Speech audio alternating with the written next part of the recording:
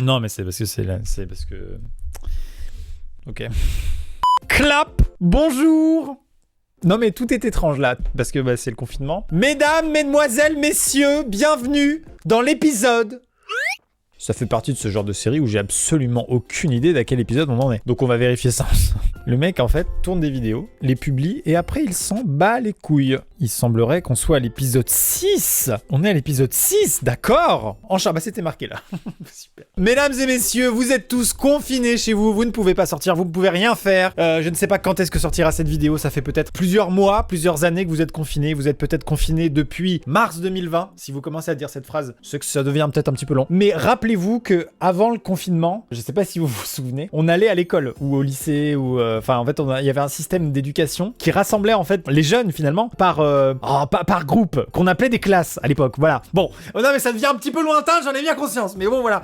Et à l'époque en fait, donc dans l'ancien temps avant la fin du monde, il y avait un système de carnet de correspondance où quand les jeunes ou les enfants ou les ados ou les peu importe hein, de 6 à 20 ans en gros, quand ils faisaient une connerie, eh bien le professeur, il venait noter dans le carnet la connerie qu'ils avaient fait. Et il fallait le faire signer aux parents, voilà. Bon, en vrai, je pense que c'était vraiment nécessaire de résumer ce qu'est un carnet de correspondance, parce que peut-être les gens se rappellent plus. Peut-être les gens qui ont quitté l'école à cause du confinement maintenant ont 46 ans. Ils ont 2 enfants, ils sont jamais sortis de chez eux.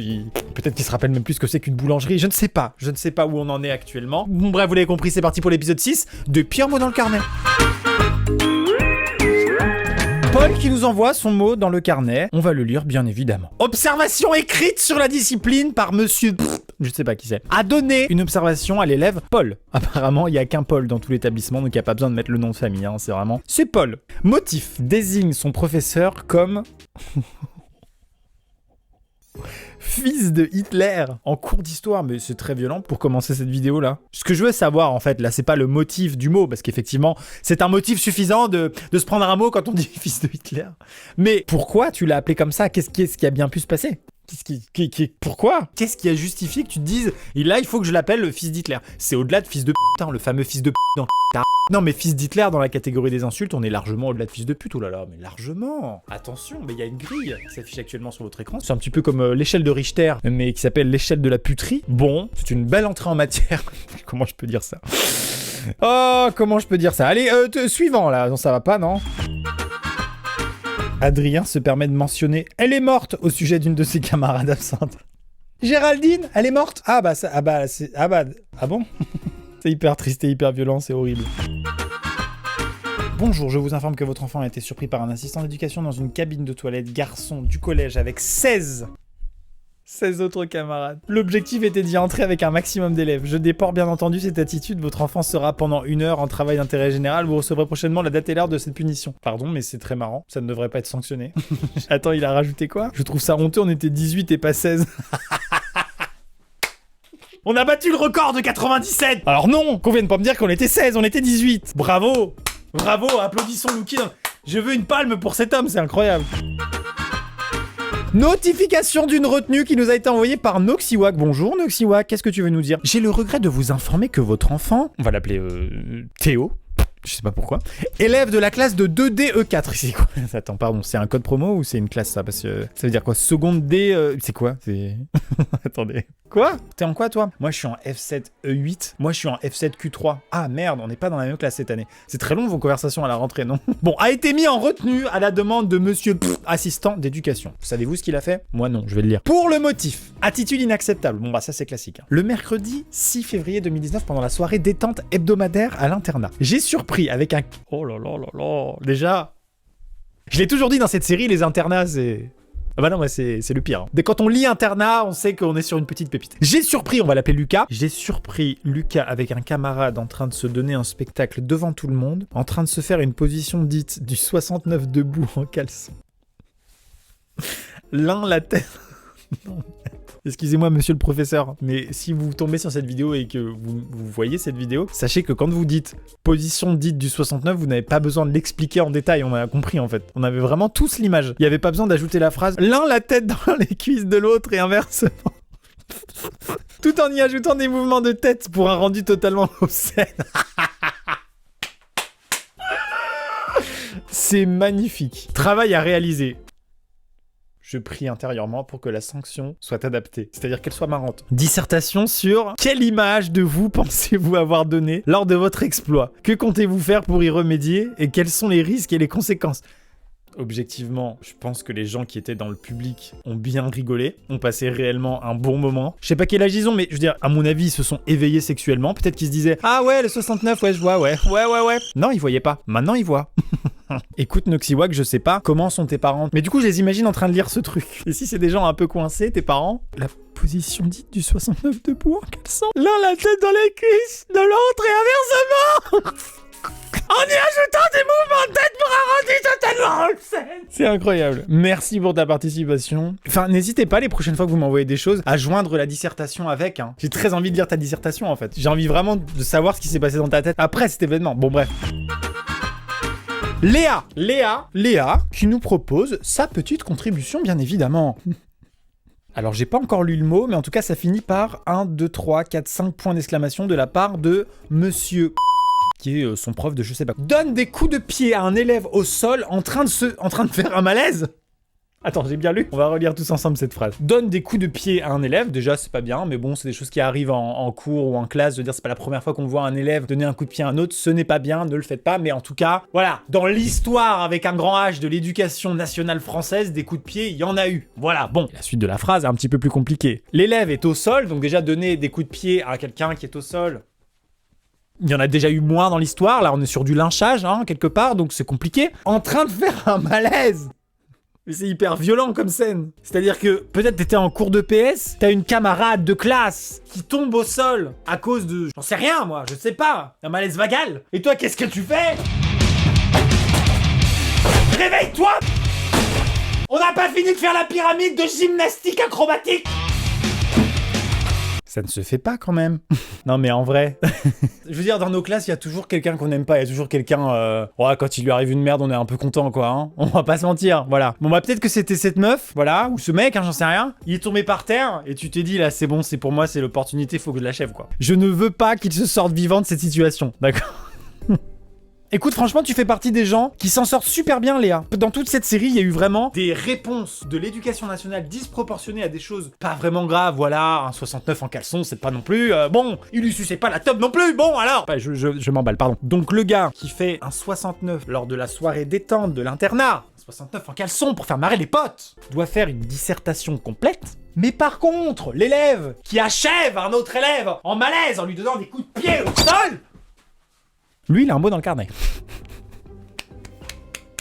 Encore un exemple de la réponse disproportionnée ou pas qu'apporte l'éducation nationale aux différents problèmes. Bon, bah c'est pas grave. On passe à la suite. Merci Léa pour ta participation. Et tu fais bien de te cacher derrière ton téléphone. Suivant. Kira Sensei. Ça va, petite journée tranquille aujourd'hui. Alors, c'est en cours de français, ça s'est passé le 8 novembre. Et on nous dit... C'est simple, voilà. Il va être très court celui-là, j'ai pas forcément grand chose à dire. Dis The Bee en classe. The Bee. Eh, The Bee. Eh, mais The Bee aussi. Dis The Bee. Il y a 4 mots, ça me fait rire. Dis The Bee en classe. Voilà, franchement, tu l'as pas mérité. Ça dépend combien de fois tu l'as dit, quoi. S'il y avait eu le nombre de The Bee placés à haute voix, à la limite, j'aurais dit, bon, là, c'est lourd. Là, Kira, je te le dis, c'est lourd. Maintenant, s'il y a eu 1 ou 2 The Bee, franchement, 1 ou 2 The Bee, je trouve pas ça mérité. Franchement, non, t'as la palme du mot attribué de manière injuste. Voilà. Minute de silence dans les commentaires pour Kira. Mesdames, messieurs, depuis le début, vous ne l'aviez pas vu, mais hop, regardez ce qu'il y avait sur le bout de mon micro. Un bouton s'abonner. Je le range. Hop, il se recharge. Qu'est-ce qu'il y a maintenant? Une cloche. Oh putain, regardez, à chaque fois que je... Tac! Toutes les notifications, bien sûr. Et on n'oublie pas le petit commentaire. Voilà, c'était le petit rappel, le pack familial, on n'hésite pas. Voilà, on continue, bien sûr. Mathéo, j'étais fier, vous êtes tous fiers de vos conneries, c'est pas bien. Et en plus, maintenant que vous avez la possibilité de les mettre en avant dans mes vidéos, ça n'améliore pas les choses. Bon, Mathéo se permet de mettre du liquide vaisselle dans les cheveux de ses camarades de devant lors de son interpellation, pardon. Attends, Est-ce qu'on est vraiment sur un système... À terre, je te dis! Bouge plus! T'arrêtes de dire The Bee! Tu ne dis plus The Bee! Eh mais The Bee aussi!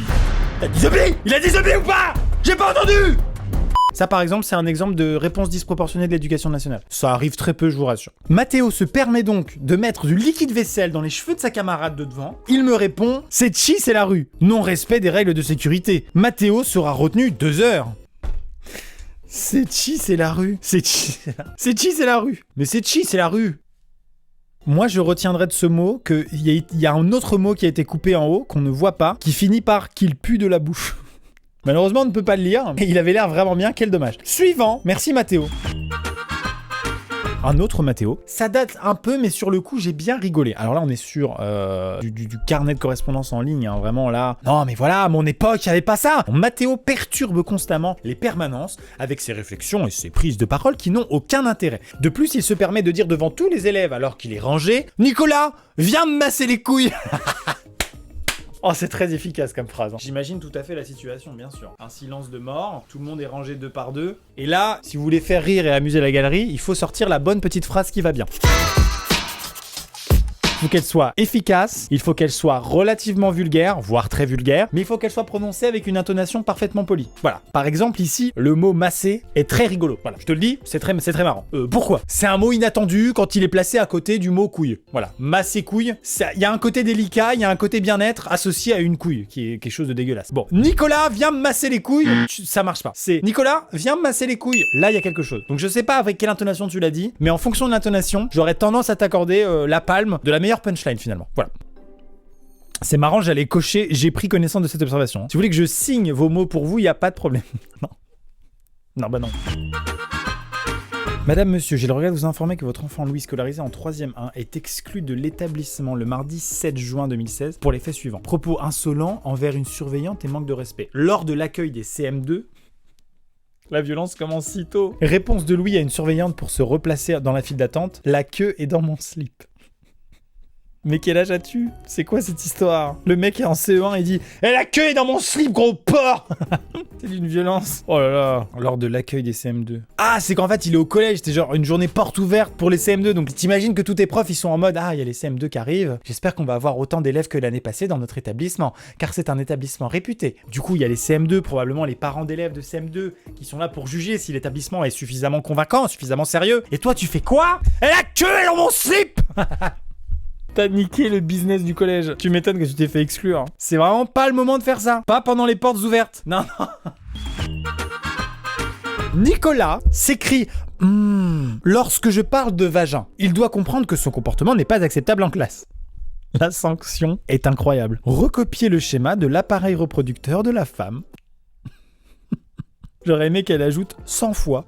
Tu vas faire 100 schémas de vagin. C'est ta punition. Franchement, il y a des sanctions, elles sont plus drôles que les mots. Voilà. Ah, tu veux voir du vagin ? Bah, tu vas en recopier 100 des vagins. Pas de problème. On s'est défendu comme on a pu. Arthur. Retard. Motif non recevable. Prétendent avoir été attrapés par des ninjas. On s'est défendu comme on a pu. Oh, c'est éclaté comme excuse. Oh, c'est de la merde. À aucun moment ça passe. Et en même temps, je me dis, peut-être dans l'histoire de l'humanité, il y a vraiment un gars qui est arrivé en retard en cours parce qu'il s'est fait attraper par des ninjas. Et il a dû lui raconter ça. Il a dit, mais madame, je vous jure, ils étaient 3 avec des sabres et des trucs sur la tête. Je te jure, ils couraient vite. J'ai rien pu faire. Putain. Pareil, hein, j'espère que ça a été dit avec une intonation appropriée. J'espère que vous avez dit ça très calmement et très posément pour que ce soit drôle. Évidemment, je peux comprendre que l'établissement scolaire classe ce genre d'excuses dans non recevable. Je pense que c'est normal. En même temps, il était consentant, quoi. Mets un élève dans une poubelle pour s'amuser. Tu fais bien d'ajouter qu'il était consentant, effectivement, parce que mettre un être humain dans une poubelle alors qu'il crie « À l'aide !» c'est pas bien, il faut pas faire ça. Amine Benani nous dit « Crie pendant toute l'heure. Ici, c'est les cités de France, Narvalo. »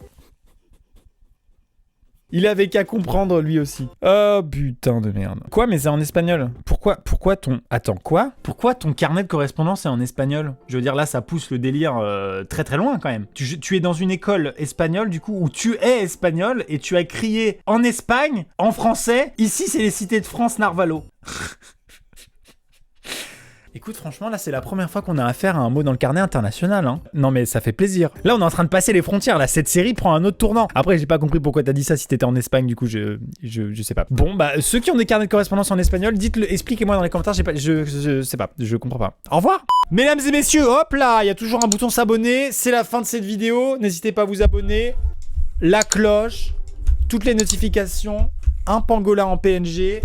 François Hollande, mal détouré, la chaîne YouTube de Diablo X9 en 2009. Call of Duty 2, le coronavirus, votre tête quand vous êtes confiné, la tête du monteur quand il apprend qu'il doit faire tous ses trackings. Bien, et ben je vous souhaite une très bonne fin de journée, je vous souhaite un excellent confinement. On se dit à bientôt pour une prochaine vidéo. Et évidemment, c'était Amixem, il s'agissait de moi, depuis le début. Voilà. Busca Vida. Et maintenant, à outro avec Space Fox.